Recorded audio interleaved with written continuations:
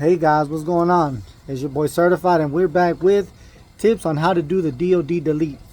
The hardest part of doing this whole process is the actual timing chain.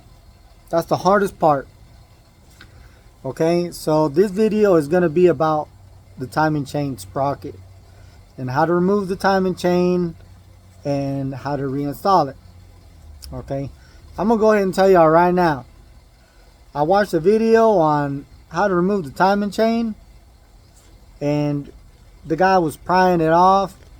Yeah, it worked, but the thing is this, that you don't have no space, and it actually rubs on the walls of the engine. Okay, so this is what I did. Okay, I took the crank pulley off, took the timing chain cover off, pried it off. Yes, it did come off, but there's a few issues. These newer trucks have a really big oil pump, and the oil pump, you can't remove it without dropping the oil pan. So, all right, here it is, the 2020 Silverado 1500 with the D.O.D delete. I'm going to demonstrate how to take off the timing chain, what you need to know, and the easiest way to do it. Okay, now do not pry the timing chain off. Okay, do not do that by any means. That is a waste of time.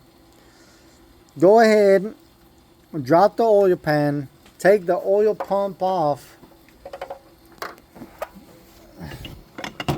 Take the oil pump off, because you can't take the oil pump off without dropping the oil pan.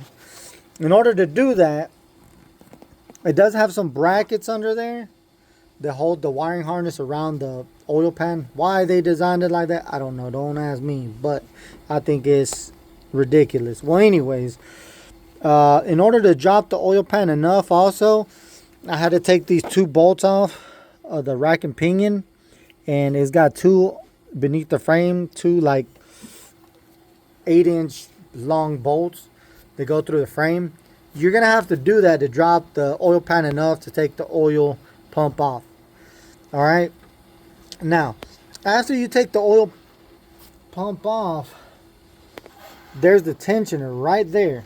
Okay, the oil tensioner, the tensioner is right there, and you push it, and it has a little hole at the top on the bracket.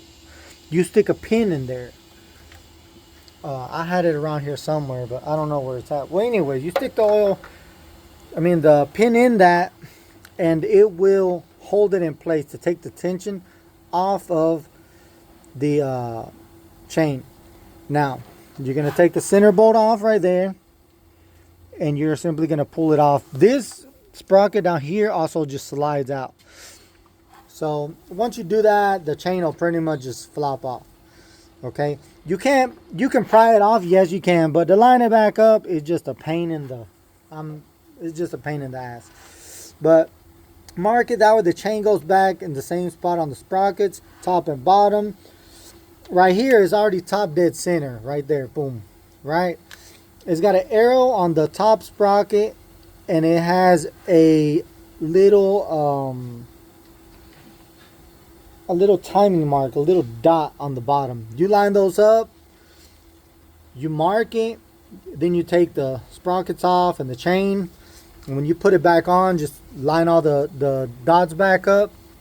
Now, this is the valley right here where the sensors for the D.O.D are. Okay, and you have to remove all that, because for the D.O.D delete, you do change out the cam. So then you go back, you do the little block off plates. It does come with new lifters, so you change those and the trays, and pretty much you put it back together. All right, I am gonna do a follow-up video. The purpose of this video was actually to tell you how to remove the oil pump and the timing chain, because it's the easiest way. There is no way you're gonna line that thing back up without taking it off, because you're always going to be off a tooth somehow, trying to pry that thing back on. I did pry it back off because I watched the video. No, it took me about 3 hours. Well, I'm gonna be honest, it took me probably 4. But the other thing that is hard to take off is the actual center bolt for the crank pulley. I ended up having to heat it up with the torch a little bit and then bump it with a 3/4 gun. So that's probably one of the first things you want to do, because I kind of did that last before taking the timing chain cover off, and whew, that it had me sweating, because you never know. I mean, you can strip it. I mean, the possibilities are endless. But here's the oil pump is big. So that's probably one of the biggest things you're going to fight with in doing this. And I do wish you luck. You can DM me for questions or comment, and I'll be glad to answer that.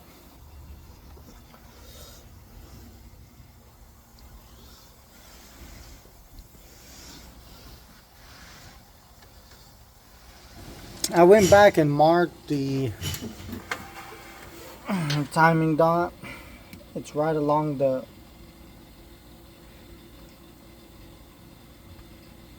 edge of that right there, and you can kind of see it, you kind of can't. And what I was talking about, the putting a pin on that tensioner, put a little screwdriver, it kind of fits tight in there, but that's just an idea on how to do that, just for better reference.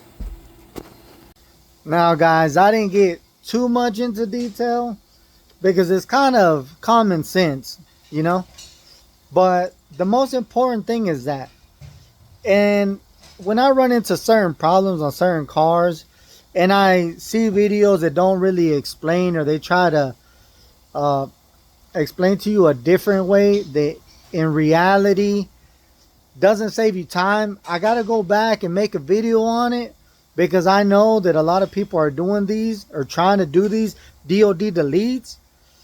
And it's very frustrating when you do something, and after you do it, after you struggled with it and you fought with it, you realize that there was an easier way that maybe you would have took 10, 15 minutes, 20 minutes longer, but in the long run, it's going to save you time, because you don't have to go back and do that anyways. And you're not going to break anything trying to do it the way they're doing it, trying to save themselves time, which they're not. It probably took them 2 to 3 hours trying to take the chain off. And you don't want to pry that and eventually break it, or it break 20,000 miles down the road because you were prying on it and it cracked. Now also, I want to add this. Are you going to have trouble taking it apart? Yes, you are. The hardest thing about these trucks is taking off the fans with the radiator, the timing chain, the oil pan. It's a little tricky, okay? And other than that, I mean, it's not that much of a big deal. You know, you're always going to struggle a little bit with the exhaust because of the lack of space and the design and the placement of bolts, and you got to look for a special socket to kind of get in there, and then a short ratchet.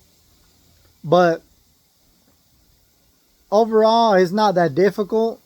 But once you do it once, it'll be the second time around, it'll be way easier. But like I said, I watched a video on this. It's crazy. Just go ahead and knock it out the right way and save yourselves a headache and overall time. Now, don't forget to watch the follow-up video.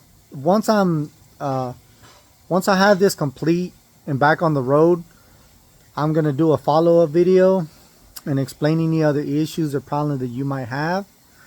Like I said, I mean, it's kind of common sense. You know, either you got it or you don't. But anything else that I have a problem with, I'm gonna give y'all tips on how to kind of bypass it and save yourself some time. Because even with a lot of experience, the first time you do it is freaking crazy. So I will be doing a follow-up because you got to program it and all this other crap, and you know, I'm gonna tell y'all what y'all gotta look for and everything. But like I said, any questions, y'all can comment and I will make sure to answer that for you. Alright guys, y'all make sure to like, share, and follow, and to keep up with me for that follow-up video for any other issues. And also make sure to follow me on Instagram at _certified_ALV_. DM me and I will send you a t-shirt for free with my brand. Alright guys, till next time.